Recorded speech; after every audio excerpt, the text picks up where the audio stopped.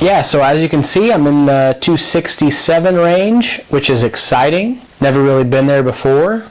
Not on an official weigh-in, at least. So yeah, welcome to episode 15. We are 15 episodes in. It's awesome. Can't believe it. This is my motivation. You guys are my motivation. So let's get at it. Had a golf tournament this past weekend. It was a stroke play tournament, 18 holes, just a single day tournament. Weather was beautiful for November, whatever day it was, 5th, 4th, 5th, something like that. Yeah, the weather was great. Had a lot of fun. Mostly after the first 10 holes, I had a lot of fun. The first 9 or 10 holes, not so much. So let's talk about, what happened. Basically, well, first let me give you a background. The tournament was at the Landings Golf Course in Chesterfield, Missouri. The course is 6,500 yards, or maybe like 6,600 yards from the back tees. And what they did this weekend is they pushed the par 4s to the red tees, so short par 4s, and they pushed the par 3s, most of the par 3s, they pushed back to the back of the tees. So longer par 3s, shorter par 4s. And a couple of the pins were placed like a Mission Impossible tournament, which they didn't say that before we started. The 5th hole, the pin, the hole, so where the hole is, I kid you not, was a foot from the fringe, tucked back in the back left part of the green. Basically an impossible hole to birdie. My buddy Kyle, he parred it, which I thought might have been a skin, but unfortunately it wasn't. And then one other hole, and we'll get to that hole in a second, they put the pin right next to a ridge on a green that has 2 tiers. So there's an upper tier and a lower tier. They put the pin, the hole, like 1 foot from the edge. And this green was pretty quick. So, like I said, we'll get back to that in a second. So I'm going to go over how I started. We started on hole 2. The first 9 holes went like this. Hope you're ready. Par, which I made like a 25-foot par putt. Birdie, par. Bogey, I bogeyed that par 3 that the pin was like a foot from the fringe. Quadruple bogey. Par, par, par. 4 over par through 9 holes. I'm not sure if you caught that, but quadruple bogey. I had a triple bogey in one of the earliest tournaments I played this year in May. Not a quadruple bogey until this past weekend. Let's talk more about this quadruple bogey. Par 4, it was maybe playing 250 yards. I hit a 3-wood about 10 yards, 15 yards right of the green, about pin high. Hit a 60-degree wedge to within 5 feet of the hole. So I'm looking at going 1 under par. I have a 5-foot birdie putt. So I'm putting up a diagram of this hole right now. So you're looking at it. So you see my first shot to the right, which is a tee shot. And then I hit my second shot onto the green. I'm pretty close to the hole. It's about 5 feet. My birdie putt it lips out and goes just past the hole, maybe 2 feet. Now I'm looking at a left to right breaker, downhill, the green is fast, and if I miss it right, my ball goes 25 feet to 30 feet down to the bottom of this lower tier of the green. And it does. I lip it out. And lipping it out, if you're not aware, will actually cause the ball to go a little further. Because essentially it's like a boomerang, so it comes off the side of the hole and goes a little further than it should. And it boomeranged and went all the way to the bottom of the green. So now I'm putting for bogey from about 30 feet away from the lower tier to the green to the upper tier. Hit that one about 7 or 8 feet past.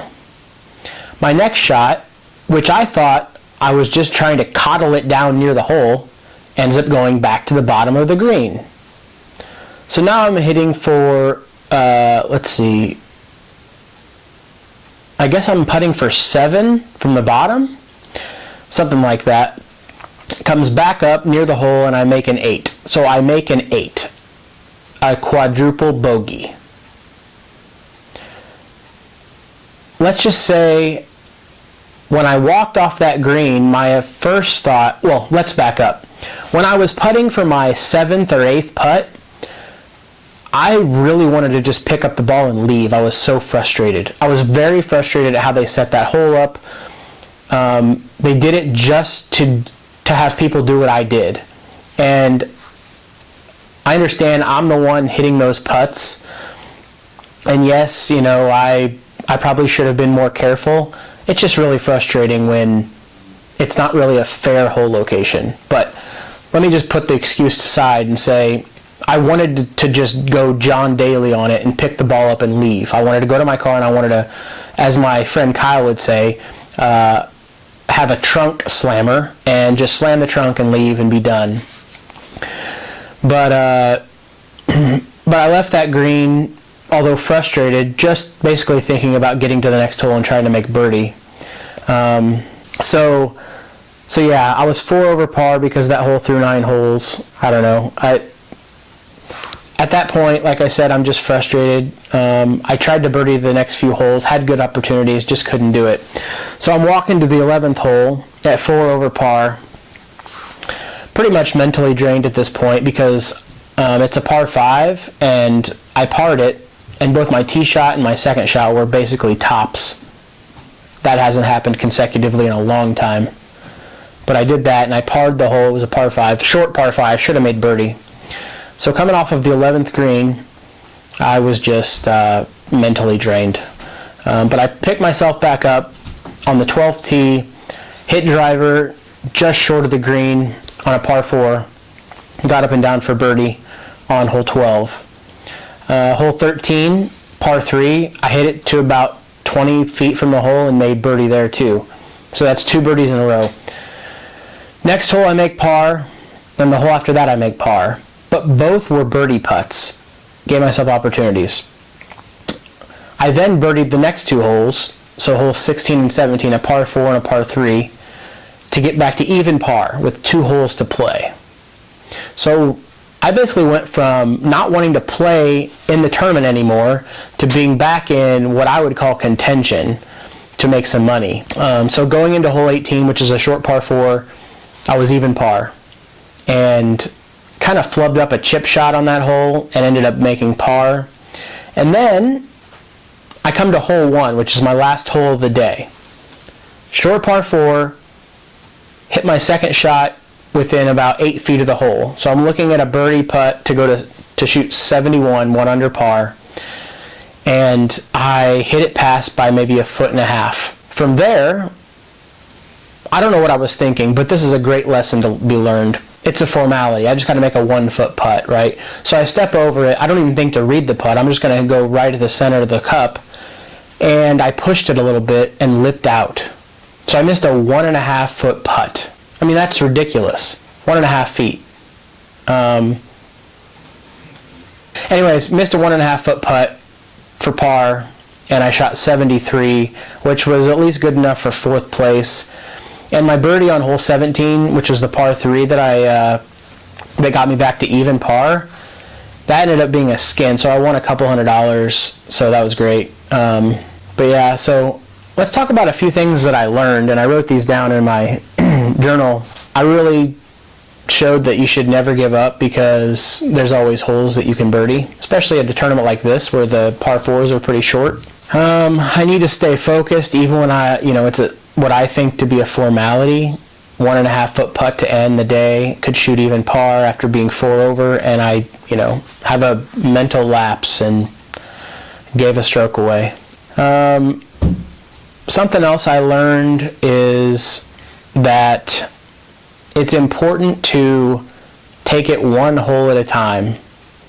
So it's important for me to play a hole. When that hole's over, completely forget about that hole and the score, because there's nothing you can do about it. Even if it's a birdie, if it's an eagle, be done with that hole and focus on the next hole.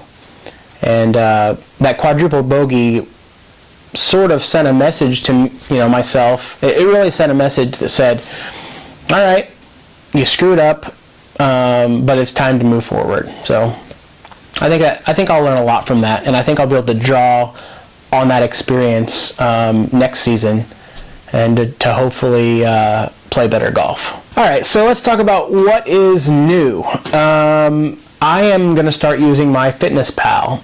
Many of you have probably heard of it. I had heard of it, and I think I actually used it, I want to say I used it 3 years ago when I was about 290 pounds. And I set some goals in there, and but anyways, I'm going to get back into using it because I saw some really cool success stories where just by tracking your calories, you can lose weight. Like for instance, today was the first day I tracked calories, and got to this evening and I ate dinner, and I actually ate something I really wanted, not necessarily something that's super healthy, but I ate something that I really enjoy, and I'm still sitting at about 200 calories left for the day, and hopefully that'll help me lose weight. So I'll let you guys know how it goes. I'll let you guys know what I think of the app, and we'll go from there. This segment's going to be called Picture Time. Picture Time is basically just going to be what it is. It's going to be me showing you a picture of me from the front and from the side, because I've never really done that. I think it's important to look at my body profile, and for me to kind of track that for the next few months until next May. So we're going to do that, and so here's a picture of me currently 267 pounds. I know right now where I can feel where I've lost weight, and that's mostly in my legs, some in my neck and like my face, which is nice. But I really need to lose in my chest, and I need to lose in my stomach, and so I'm going to start focusing exercises around those areas. One problem I have is, I'm lifting weights, not for bulk, but just for like toning, and so I'm getting, muscles, but that's also slowing down, I think, my weight loss, even though I feel better and I look better. But I think I need to keep that in mind, that I may not lose weight as quick as I want to, but I'm also building muscle. Last thing we're going to talk about tonight is another course on my bucket list. And I know it's been a while since I did a bucket list course, but what I'm going to do from now on is do one every episode. So we're on number 6. So we're going to do another one for the next 5 episodes after this, leading up to the number 1 course on my bucket list. Be interesting to know if you can guess what it'll be. You might be able to guess. We'll see. But so now it's time to talk about number 6. So number 6 is a course I've never played. It's called Whistling Straits in Kohler, Wisconsin. I'm going to talk about a few things that have gone on at that course. It's hosted the 2004, 2010, 2015 PGA Championships, and it's going to host the 2020 Ryder Cup.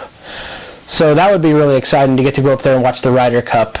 I've heard it's a really interesting course to be a spectator. A lot of undulations, and you've got to kind of watch where you walk because you can really hurt yourself. Based on the pictures you're seeing right now, it probably makes sense. The reason I want to play this course is because I've heard some incredible stories. I know it sounds kind of weird, but I've heard like where scratch golfers could go up there and shoot in the 90s because of how difficult it could be, how fast the greens are, and a lot of the tee shots are actually blind tee shots, so you can't really see where the fairway is. You just got to pick an aiming point and hit at that point. And I know for me, that's not a great way to play golf. Personally, I love to be able to see the course in front of me when I'm on the tee box, but no, I love to play this golf course. It's set up right on Lake Michigan. It's a link style course, which generally is not something I like at all, but I saw pictures of the course and I've seen video and I've watched it on television. Looks incredible. I definitely want to play this course one day. Something else I want to talk about is motivation and perseverance, and my personal experience with just being able to muster up the courage to get to the gym and work out. It is absolutely not easy. It's a challenge every day for me to eat healthier and get to the gym And if you're struggling with that, I have one tip that I can tell you works really great for me.